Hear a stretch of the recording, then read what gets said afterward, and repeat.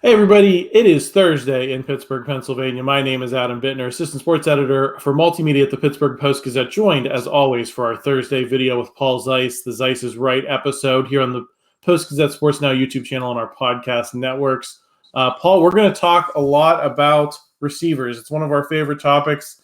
I feel like you and I get into it every week, but before we get too far into that, how are you? I'm doing okay today. I've had a little bit of a rough day, but it's going to be all right. But yes, I'm doing good, Adam, and we got a lot of things to get to. Luckily, in this town, there's always something to talk about, right? And we never have a shortage of topics, that's for sure. Absolutely. We're going to get into Martavis Bryant joining the Cowboys and not the Steelers for his latest chance in the NFL. A little bit about George Pickens and the drama that has ensnared him this week. And then, of course, Broderick Jones taking over for Chuks Okorafor at right tackle in the starting lineup. Those are our Steelers topics. Then later on, we will get into Penn State's big showdown with Michigan, the Michigan sign-stealing saga, and maybe a little bit of Pitt and Penguins if we have time. Before we get too far, I just want to remind you that our sponsor for this episode of the podcast is Pella Windows and Doors of Pittsburgh. There's no better place to get new windows and doors installed in your home than Pella, who can help you save on energy costs year-round. Schedule a free in-home consultation with your local Pella Windows and Doors to find the right product for your home and budget. Give them a call at 866-593-1560 to discuss your project further. That's 866-593-1560 to get started planning on your new windows and doors installation with Pella Windows and Doors of Pittsburgh. Paul, Martavis Bryant signed with the Cowboys this week. Hasn't been in the league for, I think, 5 years, 2018 when he flamed out with the Raiders. But, you know, there's a lot of talk about the guy, the excitement that used to surround him when he was with the Steelers, the combination of size and speed. And some people on social media have said, hey, I wish the Steelers were the ones that had taken a chance on this guy one more time, given their familiarity with him, given that he, you know, at 31 seems to have matured to a certain degree. What is your thought on whether the Steelers should have brought Martavis Bryant back to this group of receivers, given that, you know, we talk about it every week. Beyond Deontay Johnson and George Pickens, there's not a whole lot going on. You would think maybe he could be a guy that could come in here and make an impact. Well, we've talked about it a lot, Adam, haven't we? The receiving corps. We've talked about how much help they need, and we've talked about the fact that they could go out and try and get another guy. That being said, I understand why they didn't. I understand why it just probably is best that he went somewhere else. And again, he's matured. He's new. You know, he's matured. He's, you know, obviously got some of his life together and cleaned up some of the stuff that was obviously holding him back. But I can't imagine you come here and you're not getting a fresh start here. You're just not.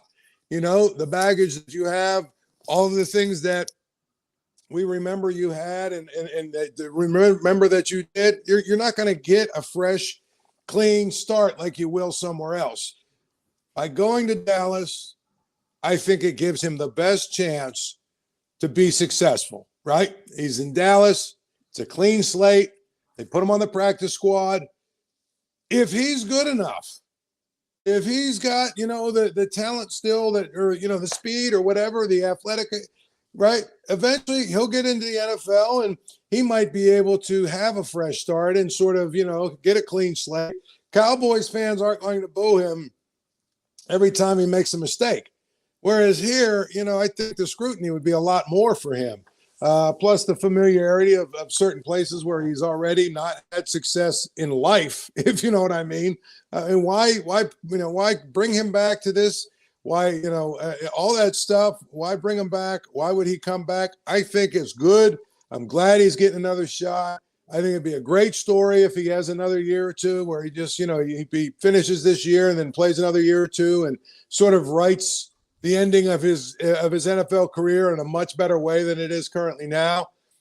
But I just don't think it could have worked here. I think that when you have a guy with that much baggage who's sort of let the fan base and let the team and let himself down as many times as he has, it's really hard to have people now, you know, have faith in you.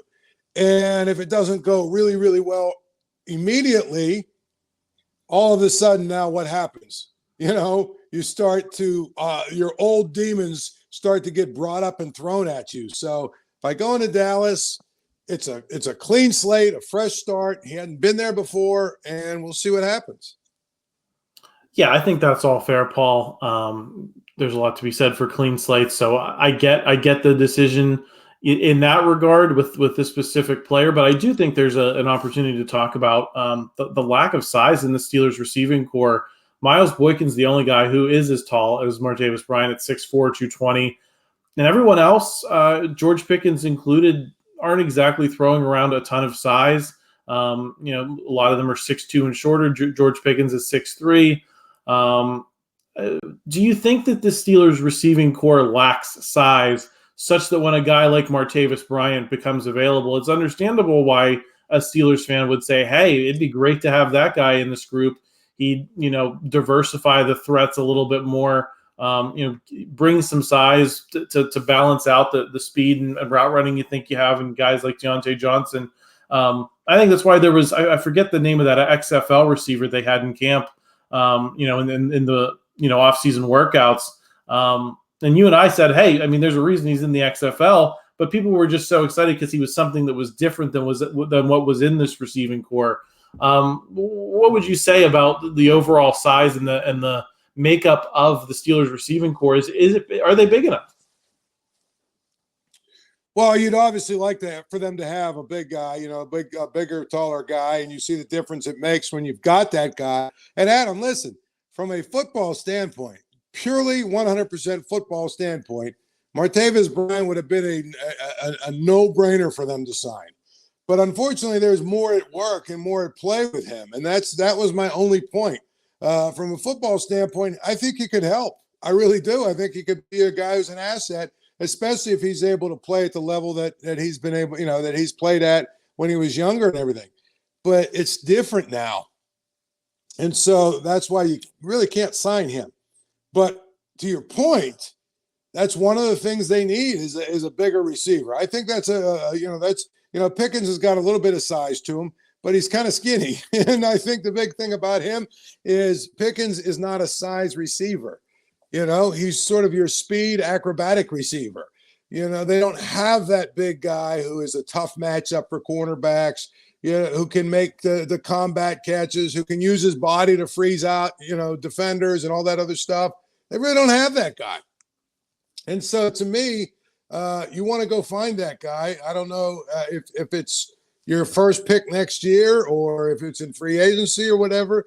But, we've talked a lot about how inadequate we think their receiving core is to begin with. But that's a good place to start. Find a guy that gives you some size. Find a guy that can be that big physical receiver. I think those guys are they're very hard to find, but I think they're invaluable if you can get one. Especially in the context of this George Pickens discourse, Paul, which is we're going to get into the kind of off-field and the attitude issues later on. But, there's been a lot of talk about, George Pickens' lack of production being because he's drawing a lot of coverage away from the other guys and opening things up. And I think there's some validity to that. But at a certain point, you got to get more out of your star wide receiver as well. And what's the one way you do that is you have guys drawing coverage off each other. And I think that's a main problem with the Steelers receiving core right now is that you're not able to get the most out of George Pickens because he is a threat that other teams say we can live with stopping him and giving ourselves a chance to win by stopping everyone else. And if not for, a few plays going the Steelers' way, the Steelers' way, I think if some of those games would have gone that way. So I think, in that context, it would make sense. Paul, I also wanted to ask about, they still only have 5 receivers on this team. They never replaced Gunnar Olszewski after he was cut. So that gives you 5 receivers on the roster. Are you surprised that they have not gone after anyone, let alone, it's not like they grow guys like Martavis Bryant on trees. You can just snag off, the free agent wire. But are you surprised they haven't picked a single player to kind of come in here and maybe mix things up a little bit? Well, Adam, what has my theme been since really, early in the spring when the offseason was kind of winding down? What has my theme been? They didn't adequately address the wide receiver room. And guess what? I'm starting to think that maybe they just don't value the wide receiver room. I'm not sure what exactly is happening here. They should have gone out and gotten another receiver. I don't know that you're going to find a star I don't know that you're going to even find anyone that can, that can really even break into your normal rotation. But what they have right now is not good enough. It's not adequate. It's not good enough. There's not enough depth. I think they don't have enough diversity in terms of, the kinds of receivers they have. It's puzzling to me. It's almost like they're saying, well, we can live with whatever happens at receiver because we're good enough elsewhere to overcome it. And I got to be honest with you, that's just not the case. So if you ask me, am I surprised that they did not address this in the offseason during the season or even after they got rid of Gunnar Olszewski? No, I'm not surprised even a little bit because they've shown me this entire year that they don't value receivers, apparently, or they don't think they need more receivers. I'm not sure what it is, but it makes very little sense to me how they've managed that position almost starting since the end of last season. Yeah, we talk about it every week. I just wanted to set you up and let you preach because I agree with everything you're saying. Paul, let's get into this George Pickens stuff. Everyone on the team is acting like we're crazy, that you would see him take all of his Steelers stuff off of social media, not congratulate Deontay Johnson on the sideline after his first touchdown in over a year. Generally look like he's upset while he is not getting the ball as much as I'm sure he would like. And then Mike Tomlin, they act like, it's almost like we're getting gaslit here, like we're observing nothing. What do you think of that situation? Is it the type of thing you can live with when you're winning as they have to this point? Or is this one of those things that if the Steelers go into any kind of prolonged slump here in the second half of the season, you could see this situation getting ugly pretty quickly? Well, I mean, I think it's one of those things where, Mike Tomlin probably has addressed this behind closed doors. I have a hard time believing he hasn't at least talked to George Pickens and said, hey, listen, you're obviously one of our guys. The ball's not going to come your way all the time. What you should be, concerned about is winning. And we'll get you the ball. And we'll get you, in position to win. I guarantee you he has at least addressed it. Now, the thing about it is, Adam, it's not a problem until it becomes a problem, right? Antonio Brown wasn't a problem until he became a problem. A great example, Antonio Brown's dancing or whatever, that when he was getting 15-yard penalties, it wasn't a problem until the game where it actually led to the other team getting the ball. I think it was a short kickoff and the other team either ran it back for a touchdown or ran it, you know what I mean? And now all of a sudden it is a problem, when you start getting penalties. So to me, it's one of those things, if you're the Steelers, you want to probably nip this thing in the butt. And you want to basically say, listen, I get it. You're a receiver. You're a little bit of a diva. That's why, we're going to let you be you. We want you to have a little bit of your own personality. And but you can't act like, you can't act like the way you're acting on the sidelines when things don't go your way. The social media stuff, I'm sure the Steelers don't care about that. Nor do I. If he wants to unfollow people on social media, okay, whatever. I mean, if you're going to be, but the big thing is on the sidelines, are you, screaming and yelling? So we've seen that before where he's yelling and screaming because, he didn't get the ball. Are you sulking? Are you pouting? Are you doing this? Are you doing that? Is your body language stink? Are you not being a good teammate? You're not doing, those are the things that you got to nip in the butt and before they become a big problem. And, the other part of it is the social media stuff where he takes these veiled shots where, what do you say, Free George? Is that the hashtag Free George or something like that? Didn't he have? Yeah. Okay. That's, freedom of speech, I guess, but there's not that much of a buffer between that and, this coaching sucks or, whatever else like that. So again, I say it's not a problem until it becomes a problem. Right now, I haven't seen anything that I would say is a problem. There are some things that are problematic and make you wonder about going down, going as we go forward. But I mean, the unfollowing stuff, I don't care about that stuff. He just needs to grow up. And I think we knew that when they drafted him. It was one of the knocks on him coming out of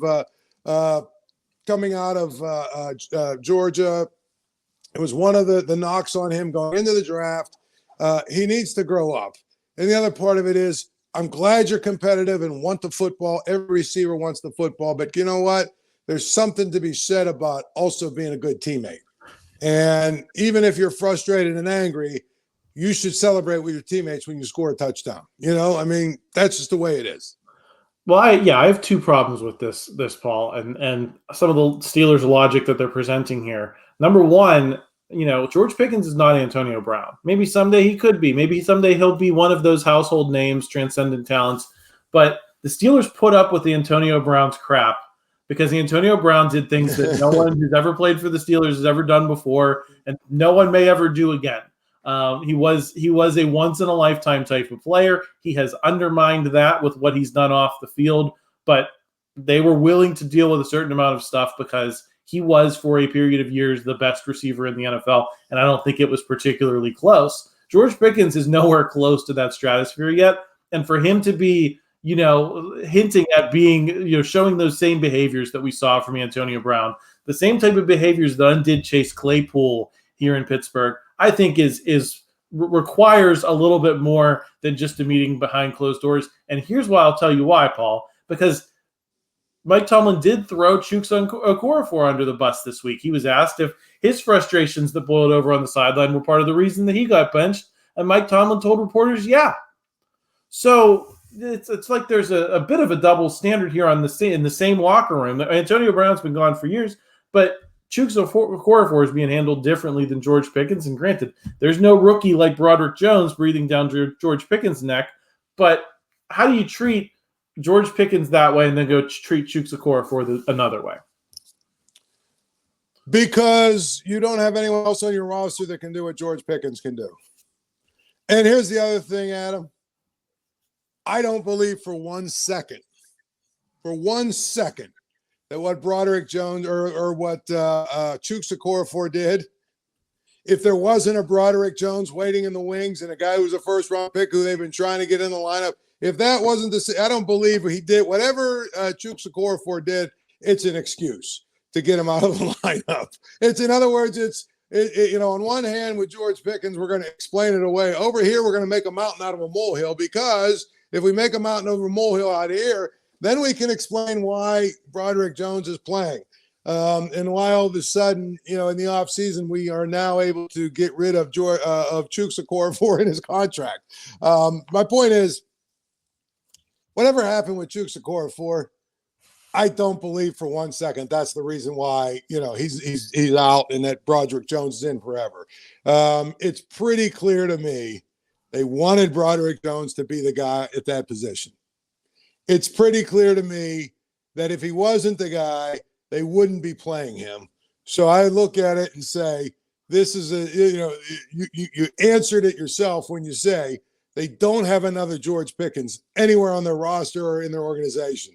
They've already got a guy waiting in the wings for Chuks Okorafor. So to me, it's a lot easier to say, okay, you know what? You acted the fool. We're taking you out of the lineup. I mean, it would be like,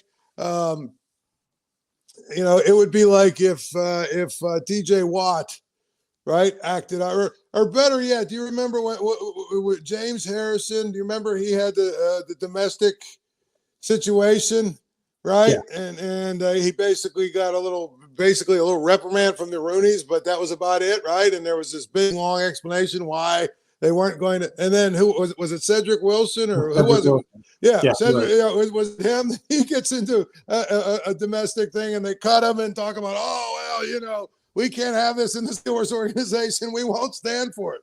Well, again, the rules are different when you're James Harrison and nobody can do what you can do, and when you're a receiver or whatever that we can go out. Cedric Wilson, he was a receiver, right? Yeah. He was a receiver.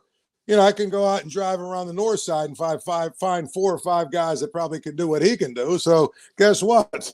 You're the guy that we make the example out of. That's just how life is. You know that. I mean, it's always hilarious. I remember when Florida State was in the Sugar Bowl, getting ready to play for the national championship. And 2 nights before the game, what was the kicker? They had the left-footed kicker that kicked for the Raiders for 30 years, it seems like. Oh, Sebastian Janikowski. Janikowski. So, yeah, Sebastian Janikowski. It's not only stayed out late, but he came back and he was hammered. Right, he missed curfew. He was hammered. All this other stuff, and they were talking about, are you gonna suspend him or this and that and everything? And Bobby Bowden's like, we got to win a football game. So I'm not going to cut off my nose to spite this, to spite my face. He was just out having a good time, and he's old enough. So but if it would have been like some walk-on guy or some guy, you know what I'm saying? You better believe he'd have been cut. And it was just, we got roles here. That's just how it is, Yeah, but this is why people don't like that double standard, Paul, and I get it on a certain level. It's a through line of the Tomlin era that people it's never really sat well with them, and I don't necessarily blame them. Last thing, real quick on the Broderick Jones situation, he's at right tackle right now. How soon do you need to see him at left tackle to justify trading up to go get him in the draft? Do you really want to spend that draft capital on a right tackle? And I don't, I don't think there's going to be a convenient time to move Dan Moore out of there if we haven't already arrived at it. What's your thoughts on that whole left versus right situation? Well, I think because they're in the throes of a playoff race, I wouldn't have a problem if they left it like this for a few weeks, But to your point, Adam, if they don't start training camp next year, actually forget about that. If the OTAs or whatever, if they don't start that with Broderick Jones at the left tackle, then you got to really question what they did and why they did it. No question about it. I could live with them saying, listen, we're in the middle of a playoff chase, right? This year, we don't want to upset the apple cart. This combination of tackles right now, we don't really have time to make the changes we need to make in order to make it work so that he can be the left tackle. I get it. I'd be okay with it. But if he is not the starting left tackle going into, I don't even know what's first these days. Rookie minicamp, is that first, or OTA, or no, actually he wouldn't even be at rookie minicamp. The other minicamp, the OTA or whatever is first. If he is not the starting left tackle, then it's a problem. Yeah, I agree with that, Paul. We're going to get into Penn State, Michigan's sign stealing investigation, jamboree. But here in a second, before we do, just want to thank a couple more sponsors. Goldberg, Persky & White. If you were diagnosed with mesothelioma or lung cancer, call your local attorneys at Goldberg, Persky & White. For over 40 years, their firm has represented thousands of lung cancer and mesothelioma victims. Call 1-800-COMPLEX or visit gpwlaw.com for a free consultation. Also want to thank Propel Schools. Propel's 13 public charter schools in Allegheny County build a solid academic foundation for lifelong learning and offer more personalized instruction at every level during your child's kindergarten through 12th grade education journey. Give your children the quality education they deserve. Learn more and apply to Propel Schools by visiting propelschools.org. Paul, on Twitter this week, you quote tweeted a video of James Franklin basically complaining that Penn State doesn't get any credit for beating anyone other than Ohio State and Michigan. I think it may or may not have been a crying baby gif. Yes. On a certain level, I get it, Paul. But on another level, before we dig into this matchup in earnest, don't you at this point have to give him some benefit of the doubt because of the teams that he plays so often stink, and most of the Big Ten stinks, Paul. And then if you look around a 13-state region around Penn State, Pitt stinks, West Virginia stinks, Syracuse stinks. These teams that they have played will play. The easiest teams to schedule, the teams that are around you, they all stink. And at what point is that their problem and their fault rather than James Franklin, who's going out there and beating the tar out of them because they ultimately, I think, Paul, deserve it? Well, I think, and his quote was that basically it feels like sometimes when I come in here after a win, it doesn't feel like a win because, people don't have an appreciation for, the fact that we win so many games. Well, first of all, I mean, there's an old saying, to whom much is given, much is expected. And at the end of the day, he should beat all these teams. But if he really wants to get the credit that he deserves, he's got to beat the teams that are at his level, really, if you think about it, or better than him. And until that happens, you know what? You're going to keep coming into media rooms and people are going to be like, okay, this is wonderful. You won a game. Well, big deal. James Franklin, the biggest thing with him is he's very good at winning games he's supposed to win. If you want to give – people ask me about James Franklin. I said he's the ultimate CEO coach. I think he's a really good face for the program. I think he has built a good, foundation. He's a great recruiter. All of that stuff is true. I don't think he's very good. I don't think he's great on game day. I said, but I think he's not the worst I've ever seen in terms of some of the decisions he makes during the – but the thing about it is he is one of the best at beating the teams he's supposed to beat. But – unfortunately, that's kind of who it is. It's kind of what it is. Penn State fans, listen. It's on some level. I'm sure for the administration, they're giddy. If you told them they're going to go 10-2 every year, they're giddy, right? That probably means they're going to get a New Year's Six bowl or something, right? It means that they're going to have a winning team that's competing for the Big Ten. They'd be happy. But Penn State fans, they want to see. They got a little taste of how good it could be a few years ago when they won the Big Ten. They want to see Penn State, win some of these games. So my point with that whole thing with him whining about it is, okay, James, here the thing is, you beat up Maryland. Wonderful. A win is a win. We're happy for you. But if you really want to change that narrative, next week when you play Michigan, go win that game. You win that game, all of a sudden, guess what? Everyone's going to give you a pat on the back and tell you how great you are. But until then, if you lose to Michigan, what are we to make of this season other than you're better than the rest of the teams? In your own words, they stink. I just don't know what to say. Yeah, I totally, respect the not getting it done and not getting Penn State to the level is a perfectly valid criticism of James Franklin. I just think it's also fair if you're him to say, hey, Texas A&M seems to get, I don't know, every time I turn on the television at 3:30 p.m., Paul, Texas A&M's playing a ranked team, and half the time they win and half the time they lose, but at least they get to play teams that the game matters, and you can convince yourself, that this is worth investing 3 hours of your time. I just think I don't blame him for being upset that there's so many just worthless wins on his schedule because of the state of the Big Ten. And you could say, I think Northern football in general. So, I get it, but go out and beat Michigan and we won't be having these conversations. Absolutely. That's the big thing.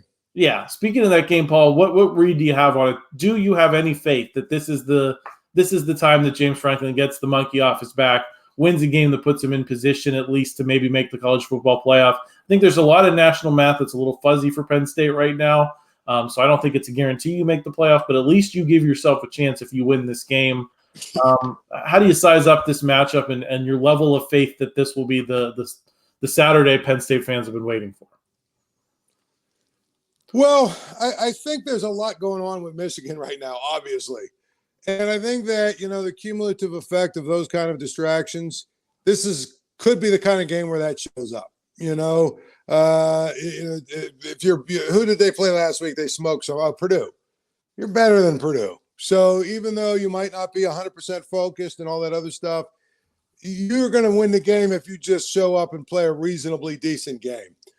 I kind of feel like all that is going around the Michigan program, Harbaugh, the assistant coach, the fake assistant coach or whatever, the sign stealer guy, all this, you know what I mean? All the things, is he suspended? He's not suspended. Is he this? He's that? All this stuff. I think the cumulative effect of that makes them ripe to be beat. I think actually, if you look at Michigan, they're pretty good. I mean, they're really good. They've got, this isn't a team that, and now they haven't played anybody, but for the most part, this isn't a team that's a product of a weak schedule. I think they're really good. But I think Penn State is going to beat them this week. In fact, I don't even know what the line is. I would take Penn State outright to win. 4.5. Plus 4.5 or minus 4.5? Michigan's a 4.5 point favorite. Oh, I mean, that's stealing money. I honestly, you said that, and I mean this in all sincerity. I'll show you the ticket. I'm when I'm done here, when I'm done doing what I'm going to do, I'm going to drive straight down to the casino and put my money on Penn State plus 4.5, and then I'm going to back it up. Penn State money line. I think they're going to win. I think they're a good team. I know some people are down on this Drew Allar. I think the offensive philosophy. I think they've held him back a little bit. They need to let him just start ripping it. And I know that he's young and they want to try and protect him that way. But I think he's a guy that he wants to sling it around. And to me, they're holding him back. I think he's pretty good. So I look at it, the whole big picture, and I feel like it really does favor Penn State. Now, we'll see if it translates to that. As long as they don't have irrational turnovers and all that other stuff, I think Michigan's offense is good. I think their defense is good. I'm not saying that, that I think Michigan is bad. I just think that the cumulative effect of all that is surrounding Michigan, this is the kind of game when now you're playing somebody that's pretty even with you, it shows up and gives the other team probably a little bit of an edge. Do you think Michigan should be punished for this, Paul? No. You're kind of getting what I wanted to say, which was that I think I tweeted this earlier in the week. We know nothing's going to happen here. Nothing with teeth is going to happen. How many times do we see people break the rules in college football these days and nothing happens? There's no teeth. I don't think anyone's really been punished in college football since Penn State for the Jerry Sandusky scandal, and they walked that back halfway through. Penn State had a 4-year bowl ban. They were back in a bowl game in 2 years. They got all their scholarships back. They, the teeth. They took the teeth out of those penalties because that's the way the sport operates. They've got to keep the big brands going. I think that is magnified more than ever when you look at these TV ratings and you realize how much 6, 7, 8 programs in a given year are propping up really the whole television, all these television deals for all this money. It just doesn't make sense to me that they're going to do anything to Michigan, whether you think they should or not. When I say no, I mean they shouldn't do anything this year. They should let them get through this year. But I don't know what would be a fair penalty, but it shouldn't be all that strong. I mean, for God's sakes, Adam, we had basketball teams who were caught on tape actively shopping people around for $50,000 and $100,000, right? And we had that before NIL, so it was completely illegal. We had 4 programs whose assistant coaches went to jail from the FBI for that same scandal, right? We had, and guess what? Nothing has really happened. Okay, what's his name? Will Wade lost his job, but I think he's hired somewhere else, right? Someone else already hired him, right? Okay, Sean Miller lost his job. He's already back. I mean, and here's the thing. If Sean Miller would have kept winning, he wouldn't have lost his job. That's the funny thing. My point is Bill Self, they just gave him like an $80 million extension. The NCAA does not want to punish its big brands and its name brands, and the people, they don't want to do it. So to me, it would be incredibly hypocritical if they decided now we're going to drop the hammer down, especially if you talk to football coaches who aren't in the Big Ten and who aren't trying to hurt Michigan, right? Most of them will tell you, like Deion Sanders said, A, everybody's trying to steal signals and signs.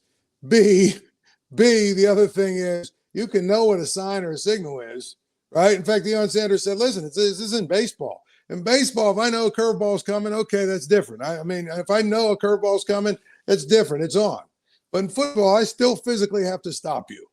And, for instance, when the last 2 Ohio State games, I have to laugh. And Ohio State fans really believe that the sign signals was the problem. The problem was Michigan physically manhandled Ohio State up front on both sides of the ball. And that's why they won those games. So to me, you want to give them a slap on the wrist and tell them, oh, you shouldn't do this and don't do this, yada, yada. You want to suspend Jim Harbaugh for, I'm assuming next year they open up against, Michigan Tech or something. Okay, fine. Okay, good. You have to sit out the FCS game or whatever. But at the end of the day, looking at how they've handled a lot of this stuff in both men's basketball and football, I think it would be incredibly ridiculous if they brought the hammer down on Michigan. Well, especially in the middle of the season. I swear half the people on social media really, really believe that there's going to be this Deus Ex Machina moment where they just wipe Michigan out of the playoff while they're like, if they beat Penn State and then they beat Ohio State, you really think they're going to take them out of the playoff? I mean, come on. That's just insane to me. But I will say this, Paul. I was watching that college football ranking show on Tuesday. I had Greg McElroy on with all of the enormous brains that they have on ESPN. And he said, well, you can't punish this team because you can't punish these players. So they only get one more shot, at going for a national championship. That would be so wrong. Well, at some point, Paul, if you are going to enforce the rules, you have to punish the players. That's what happened in their program. It stinks. But I hate that logic, and it gets trotted out every time something like this happens. Is well, it would be an injustice to the players if we enforce the rules of the sport. So obviously, we can't do anything now or possibly ever. Because guess what? Next year, there's going to be another group of seniors that get in their last shot. I will say I hate that logic. Yeah, I would say here's the other thing too. Does Michigan play like Maryland? Did they play like Rutgers coming up, or anybody? Who did they play? Indiana or one of the bad teams in between Penn State and Ohio State? Well, they're all bad, Paul, so they got at least one of them. Yeah, that's the kind of thing where I could see the Big Ten saying you're suspended for that game. Yeah. If they beat Penn State, guess what? We're going to suspend you one game. It's going to be effective this week. And, against a team that they could probably not even bring any of their coaches and still beat. So at the end of the day, I agree. It's one of those things like the most ridiculous thing, and while we're talking about enforcement, is when we get to decide what the punishment is. So, in other words, Syracuse, what was it, 2 years ago, or 3 years, or 4, whatever it was, 3 or 4 years ago, in a season where it was pretty clear they were not making the NCAA tournament. Oh, well, guess what? We're going to impose a postseason ban this year. Oh, wow. Okay, geez. Well, hey, it's still a punishment. We don't get to go down to the ACC tournament. You mean the tournament you're going to go down and lose in one day and come back? Okay, give me a break. So, I agree with you. It's so stupid. It's also dumb. Deion Sanders said it. Bill Cowher with the Spygate thing said the same thing. Listen, everybody's trying to steal signs and signals, so they got a little more high tech than other people. At the end of the day, the spirit of it is teams are trying to steal your signs and signals. And so Michigan isn't really doing anything all that different than other teams, other than they had this little troll looking guy, doing things with his electronically or whatever he was doing. Okay, fine. So they did it in a modern way. Let's fire the guy, which he already did, right? I guess he resigned, sort of like Richard Nixon, he resigned. And then basically, let's talk about Michigan. You're going to have to pay a $25,000 fine.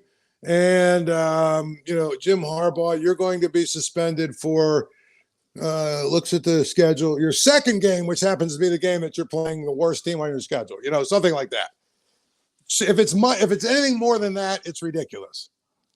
Yeah, I think that's the way it's going to go, Paul. I think you're dead on there. Hey, before we go, is Pitt going to win another game this season? And if so, who are they going to beat? They're going to win this week in the house that Babe Ruth built. Well, not really Babe Ruth, but Babe Ruth, sort of. You get my drift. It's the new Yankee Stadium, but, the house that Babe Ruth built, sort of, proxy house that Babe Ruth built. You want to talk about a diehard football fan, Adam? Imagine going and sitting outside in Yankee Stadium to watch Syracuse versus Pitt this weekend. You've got one team that's on a 5-game losing streak, I think, and it's pretty clear their head coach is dead man walking. I mean, it's a matter. It's a matter of, does he make it through the whole season, or they just got him like this? Say, okay, go home. Like, they lose this week, it'll be all right. Go home. So you got Syracuse, and they're bad, and I think their quarterback's still out, so they're even badder than bad. They're even badder than bad. And then you've got Pitt, who's just been so bad recently. I can't even explain why anybody, unless you're a diehard fan. And you know what, Adam? If I had tickets to that game, I would go to New York City and then go to Market Square, go to Times Square and shop instead of going to the game. I mean, I don't, you know what I mean? I don't know why anybody would go to this game, but I think that's the game they'll win.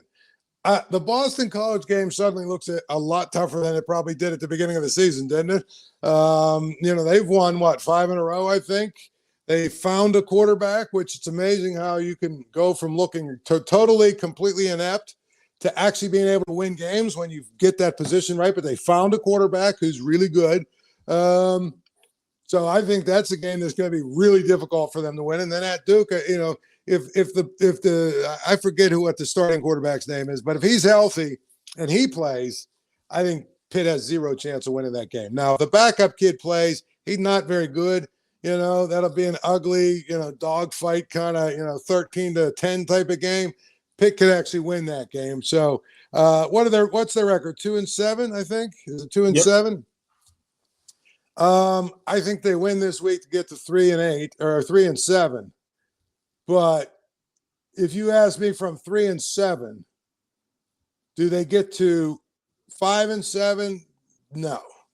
So I kind of feel like they'll win this week and maybe win Boston College. So I think 4-8 is probably, the ceiling for this team.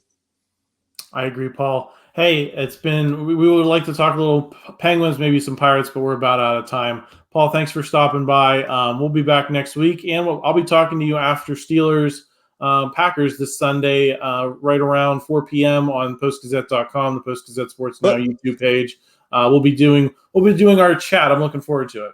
Can I say one thing that's right up your alley? Go for it. You know who one of the most exciting and fun basketball teams to watch this year is? Or will be? Who's that? Your Penn State Nittany Lions. You say so, Paul. I was at the Robert Morris game, and obviously they didn't, they struggled. It was an exhibition game, and it was the first game. But I'm going to tell you, they're going to score a zillion points. They're going to be fun to watch. He's one of these havoc guys, or whatever they call him. Whatever the defense that Shaka Smart runs, he's one of those guys. So they're going to push the ball, and they're going to run, and they're going to press, and they're going to have lots of possessions in their games. I think they're going to be one of the most fun teams to watch once they kind of figure out what he wants them to do.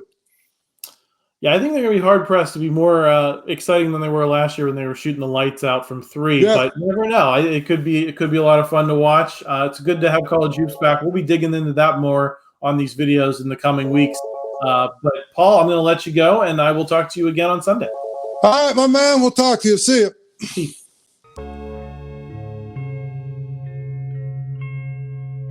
Thank you for checking out this content from Post-Gazette Sports. If you watch this video on YouTube, please like the video and subscribe to our channel. For all of the sports coverage the Post-Gazette has to offer, visit post-gazette.com.